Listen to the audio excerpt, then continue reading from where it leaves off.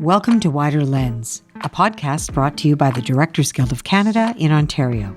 And I'm your host, Annie Bradley, writer, director, and chair of DGC Ontario. To talk about virtual production, first I have to tell you a story about Sidney Lumet. If you wanted to work with Sidney, you agreed to coming in and doing a couple of weeks rehearsals, which of course all actors are more than happy to do usually. So he would go off and he would get a studio and they would tape off the sets and they would get furniture and they would bring in the actors and he would bring in the cinematographer and the first AD and usually the continuity person. And they would block the scenes and they would make shot lists and they would make floor blocking plans from this. And quite often, Sidney would say, I don't need you to dress that wall once we get on location because we're never going to see that wall because this is how we're shooting the scene. It was planning the film before it was too late to plan it, which is when you're making the film. And consequently, he always shot 11-hour days or less. He always came in on budget. His films were very powerful. Everybody knew what the plan was going in. And I think of that as old school pre-visualization. So if we move forward into virtual production, there is softwares like Unreal Engine, which allow directors and multiple collaborators. So you can collaborate with production designers and your DP, etc., and your locations team to pre-visualize sequences ahead of time. You're creating all of that world before you even start shooting. So they call it #FixIt in prep. So what it does is it enables you to use live action combined with live footage at the same time, or simply accentuating something else that you can't do. Like, for example, shooting on a live train, which is uncontrollable and you can't predict what will happen or what the weather will give you or all of those sorts of things. So it gives you an incredible control over the elements and a scope that sometimes a director just simply would never have. I can't go and shoot in the Gobi Desert, but I could bring the Gobi Desert to Toronto. And today we're going to dig deeper into the complexities of virtual production with our guests, Sumeet Vats, motion graphics and VFX supervisor, Jeremy Benning, cinematographer, and Nathaniel Larouche, VFX supervisor at Pixomondo. There's a lot of people in the audience that probably are not familiar with what virtual production actually is. Maybe Sumeet? I think the definition would change depending on who you ask, because it's a catch-all term that describes things we've been doing for 50, 60 years, really, if you think about it. But I think most typically now, the hot term for it is projecting along an LED wall of the volume, as people are talking about it now. That's one of the most recent and exciting aspects of it right now, is that being able to design sets and environments in a virtual space that could then be played back and captured by a camera in real time. That's definitely a huge element of it. But it is also really interesting things like the power to envision a set in virtual reality and step into an environment. In my mind, basically, it's any tool or experience that you can create or utilize without actually having to either be physically there or construct something physically. But you can utilize this technology for remote location scouting. And because it is technically a game engine which supports multiple players, you could have a production meeting with all your stakeholders anywhere between LA, New York, here, overseas. Let's not forget how incredibly powerful it can be for independent filmmakers to be able to come in, go into a volume, and to build a set that they would never be able to construct physically with their budgets. Then, you could shoot 12 hours in magic hour. How much would you like that, Jeremy? An entire day worth of sunset or sunrise or overcast or thunderstorm or it's going to empower all of us to continue to tell stories even better than we did before. So a friend of mine worked with Sidney Lumet, and one of the approaches that Sidney did was that every single actor was brought in early, every set was determined, and then they would go into a gymnasium and they would tape off sets just like theater. And when they got to the floor, the first AD said that the precision in which they executed that movie, it was so much faster. It was so much more efficient. They had more room for sort of magic to happen within that environment. And it struck me that this story was actually the workflow that virtual production requires, which is, not #FixIt in post, but #FixIt in prep. If we're talking about virtual set builds, as you said, it starts day one in prep. And it's conversations with what the production designer and DOP and the director and all the stakeholders creatively have kind of envisioned for that sort of situation. If you're used to being able to design everything just based off of floor plan and footprint and what the set needs to do, those considerations are a little bit different when you're working about a virtual set, because it's really about like, well, where are my seams going to end up lining up? Where am I going to marry that deep BG with that mid ground? And everybody from the creative stakeholders have to be in on it from the ground floor. That was part of the reason why it was really great to have the panel that we have here right now, because all along my bottom row, I see directors, director of photography, and visual effects companies. It's start to finish. The pre-production is all with you guys, and how your vision is going to kind of come to fruition. So, Jeremy, let's take the example of The Expanse. When do these conversations start? Before we start every season, Narain, our showrunner, and Ty and Daniel, the book writers, they create an outline of what the adaptation of the book will be to that season. So we have kind of an approximate Bible of what the season will be. And what we do need is a way to previs our set builds. At the beginning of a season, when we look at the outline, we know what the major new set pieces are, if they aren't already existing, of the standing sets. But every season involved building many, many new sets. So there was usually a discussion of looking at a whole series of concept art pieces, narrowing down what is the look, talking about the functionality, what has to happen in those sets, so that you can try and incorporate as much as you can in this set that you know is going to have to last over an entire season, and many different things are going to happen in that set.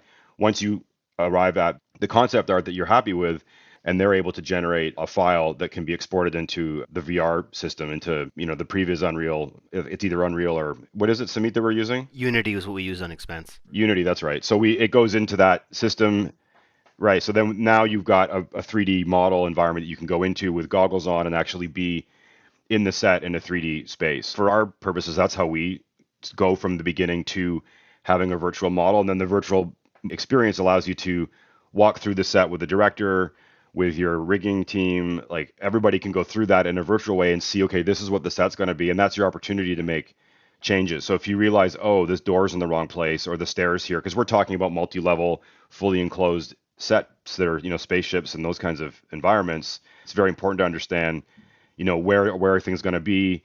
Then you can give your notes to the art department, and quite often we will make changes to the set based on looking at it before the build even starts. It streamlines the build process, and you don't end up with those kind of expensive moments where you're like, you walk into the set as it's being built and you realize, oh no, this door is in the wrong place, and they've already built half of it. This really eliminates that process, because we'd seen all those things in that virtual world before we started actually building the wooden structures. So does that help you setting up lighting plans and blocking plans and going through all of that stuff in that world for directors? When I was visiting the guys at Mavericks, they had developed this system, and I kind of spent time with them trying to kind of hone it, which is the idea of previs with real camera operating. So, in a show like ours with exterior space shots of ships engaging in battle, typically when we're shooting it, we see storyboards, maybe some concept art, and then we don't have anything to do with that when we're shooting. In post, the CG, the VFX team takes over and creates that. And the idea of being able to have a battle sequence programmed, the blocking is kind of taken care of, you can put it into Unreal, then we can basically look at it as the director, DP, camera operator team and decide, now where do we put the camera? We have, all the action is there for you. Now we can put the camera wherever we want, and literally in Unreal we can hit record. We can either have a handheld camera or like the wheels like you would have on a remote head, work out your camera movement like you would on a techno crane, and then hit record and okay, now play the action, follow the action, operate frame as you wish on the lens you want. Now let's move the camera somewhere else. Let's do it again. You do 4 or 5 of those. It's like you've shot the master and the coverage of that action from many different angles. You can hand all those things to editorial. They can now cut it into the cut. You've now got the actual blocking and the action as a sequence that you've cut together. You wouldn't normally have that. You'd normally have maybe a black and white, very basic VFX previs sort of thing. But now it's an almost finished render quality, high-end video game looking version of it. Once you've got the edit done and you're happy with it, all that data that you created in Unreal by doing all that movement can be given to the VFX company to then create the final render. So you've kind of done all the camera movement, the blocking. Now they're just going to put their polish of the lighting render onto it. So that to me is very exciting, because now that means that the director and the DP and the camera operator who are part of making the show are actually now part of the creation of those shots. And the showrunner and the director can actually give comment to it as we're making it, as opposed to having to go back and do notes to the VFX vendor months later and say, oh, change this. You can now actually see it as you're doing it. So that for me is very exciting. And also the ability to pre-visualize the lighting of a set. Because I've been experimenting, through Mavericks and some other people, seeing here's a set, here's Unreal Engine, let's light the set. Like there's so many lights that are now in those programs, which are lights that we use. So you can actually almost figure out what the look of your set is before you go into it from a lighting standpoint. So those two things for me are coming and for sure going to be more commonly used. And I think that's super exciting. Nathaniel, maybe you could talk a little bit about the volume wall studio, which is different than the approach the Expanse has taken, which obviously they're integrating elements into their more classic production model. But perhaps you could talk a little bit about what is possible on the LED wall and how building worlds out works when you're working with productions. Right at the beginning, we'll try to not treat the environments that we're building as these static sets. We'll try to find a way to allow the set to have like an animated moment or some type of cue that the actors can actually perform to and react to, and vice versa, some type of cue that the wall can actually react to the actors. Because that's when the magic happens. It's kind of like when you're shooting clone work and you're trying to have like shooting the same person twice and there's that weird disconnect between them. You need to have that object that you're kind of passing back and forth between them. So we're trying to really early on in the writing suggest something to the writers that, hey, it would be great if we could have this moment happen on the wall that kind of helps elevate the whole scene and make everything kind of gel together. Because it's really easy to have lighting from the wall interact with the set. And we'll start really early on working with the art department and we'll be a part of all of their reviews. And then together we just kind of keep each other in check with what they can actually build and what we can actually build. And then slowly it kind of starts to evolve where we start bringing in the DPs and we start blocking the set with lights and we start bringing in the directors and start talking about all of these key moments that they want to shoot. And then we'll work really closely with the lighting board operators and allowing any of the lighting cues that have to happen practically in the real set, allowing them to also be able to control lighting that's in the virtual set. So it kind of becomes this holistic kind of entangled monstrosity of a scene that throws in complexity. And then eventually you get there on the day and the energy that it creates, like when everyone's seeing the final product and it's such like this unbelievable image, there's this extra spice or extra energy on the set. And when things are going smoothly, it's really, really fun. Do you feel that virtual production has heightened your craft? Jeremy, maybe I could talk to you about that. I mean, 100%. It's for sure certainly heightened our craft. You have to have everything ready before you shoot. Like, I mean, the old model was you get your concept art, you get as close as you can, you build your real sets as much as you can, and then into anything that's virtual is a blue screen, green screen element. You get to figure that out later. You light to what you think it's going to be, use the concept art, but you're not committing to it when you shoot it. Whereas now you actually have to know it has to be committed to. When you put that on that wall, you're shooting it. It's got to be done. And that takes a lot more time to be ready in terms of having your story beats down. Nathaniel talked about that as far as having, the writers giving them cues on how to interact with the actors can interact with the wall. Like that has to be very well thought out in advance. And most productions are not designed that way currently. You need way more time up front to have all that stuff. You have to basically have those worlds camera ready before you shoot them. And I think that's something that most people don't think about with this technology. So everyone has this attitude like, oh, everything's going to be the virtual wall. It's the future where everything's going to be that way. But it means that any future shows have to know that process and have to understand the process to create that stuff in advance. Toronto is a place for this technology. I know with the advent of Pixomondo coming and opening up, perhaps maybe we could talk a little bit about what you see as needed in regards to training and developing the workforce in Toronto, in Ontario. It's so easy to mess this stuff up.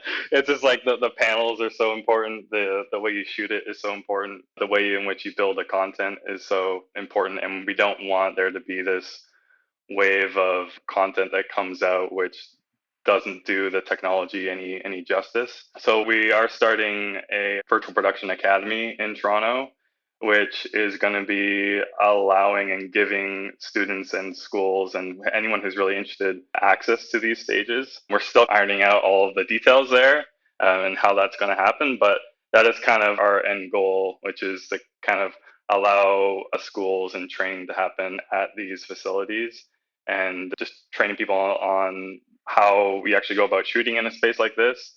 We're hoping that is up and running early next year. There's a bunch of artists that are pooling into Toronto currently. I think there's like 4 or 5 studios opening up in the next like 3 months, really, really big ones. So there's a lot of talent that's going to be coming to Toronto really, really shortly. And we'll be able to have a lot of horsepower behind making content. And I think if we're able to convince enough productions to move a lot of the work to pre-production, we'll be able to kind of shoot and do some pretty amazing work here in Toronto that will stand out from the crowd, especially that we'll have some of the largest stages in the world here. Sumeet, perhaps you could talk a little bit about guild training and what you think we should be focusing on in the near future. We got to start way back at step one, concept. When you're conceptualizing an idea, it's understanding and appreciating and building in the time for that prep. That is the fundamental necessity, because if we don't have the time to execute it, it doesn't matter if we have the knowledge base and skilled workforce if we don't even have the time to execute. The cool things that the DGC did out in Vancouver, where they had the director's workshop where they came in and shot all those awesome short films against the volume, and how they were able to have so many different stories be told with such little time was brilliant. So that gets the creatives excited about the technology. That shows them the opportunity. So it starts with educating our wonderful friends in the production side of things, the producers and the storytellers and the studios and the showrunners. And it's great that a lot of the big streamers are really excited about this, because then that'll all sort of trickle down. As far as education purpose goes, it's definitely introducing the concept of designing for vertex weight as opposed to designing for just sheer beauty. Because there, just like in construction, there are things that you just can't physically build because the engineering doesn't work, and thinking about cantilevering out a floor has to be very, very specific. Just because you can technically do anything in a virtual world doesn't necessarily mean that that virtual world can be projected on the screen. So it's understanding simple things like, how do you UV your set once you've built it? So you have to have built it in a way that allows for clean and simple UVs. Even though the technology has gotten incredibly powerful, and the computer that I'm talking to you on right now can run 4K graphics in real time, doesn't mean that it's able to. The technical feat of pushing out this many pixels onto these giant walls is so insane that you really do need to understand optimization, and it is a completely different workflow than we're traditionally used to seeing in our art departments. And to understand that it's not magic, it's not just a button that you push on a computer somewhere and it's done. It's hundreds of hours of labor hours from incredibly talented and passionate individuals that all have to come together to execute, much like anything else we do. So maybe if you could just impart, each of you, a word of advice to people that are interested in virtual production, a cautionary word of advice. The key is having some kind of level of experience with it, to try it and to see it, to understand how you can use it. And if you are a director or on a project where you have the creative power to ask to have access to it or to try it, then take those advantages. I mean, if you're starting a new show, the easiest way you can get into experimenting with it is with the VR previs side of things. You don't need to go and try and convince your show to go into the full video wall thing if it's too big of an ask to start with. If you just want to get your feet wet, start with a VR system. And I mean, your art department is already making files when they design their sets that are able to be imported into these systems. So you already have those files being made. Now it's just a matter of getting the production to bring in someone who can run a gaming engine for you as a director or as a production designer, so that you can go in and actually experience that world. And once you understand that, it's easy to then imagine moving on to like, okay, now on a volume. Sumeet? On the cautionary side of things, it's let's understand that we really not beleaguer the point that prep. Measure 6 times. And then cut once, not even just measuring twice. So the workflows are completely different. And also as a community, understand that we have an obligation to make sure that we do ensure that the education is there. We have an incredible opportunity to utilize this technology to help push our entire industry forward. So then let's move forward together. Let's move forward correctly. Let's give our vendors the time that they need to give us this stuff. Let's work with them. Let's see what they need so that we know how to kind of like, maximize the usage of this technology. Let's keep doing these incredible things, like having these expos like what CERTS does and what the DGC did with the Directors Roundtable. Like, let's keep doing this kind of stuff so that we can all move forward together. And then for people who are trying to get into it, just don't let yourself be dissuaded. If you're interested, pick it up. It's free to download. Blender's free to download. You've never had a more accessible opportunity for you to get out there and try it. Your cell phone, go and stand in front of a green painted wall, shoot that, and then try to comp your own background using Unreal. Just let your creativity run through, let your passion shine, and just push. Because if you keep pushing us, we'll have to push ourselves up too, and we all come together. And Nathaniel? Right now, those facilities, so the walls, globally, there's only enough talent to run between 5 to 10 of them. So there's a huge opportunity that's about to boom as more and more of these are being constructed. So get in now, start learning the engine. And once you're familiar with it, start designing content and camera moves and sequences around what its strengths are and visually separate what you're doing from everything else that has been done before. An Unreal Engine is so far ahead of every other engine out there. And like, it's a whole ecosystem of other companies that it's already integrated into. So don't feel afraid to learn it. Just pick it up and start playing around with it and designing sequences around what its strengths are. Great. Well, listen, thank you so much, guys, for joining us today. And I look forward to many more conversations. Thanks for hosting, Annie. Appreciate it. Thanks for having us. Thank you. That was great. This podcast was produced by Katie Jensen and Michal Stein at Vocal Fry Studios. Our video producer is John Packman. Our executive producer is Anne-Marie Stewart. And special thanks to Aviva Cohen and Laura DiGirolamo at DGC Ontario. And I'm your host, Annie Bradley. We'll see you next time on Wider Lens.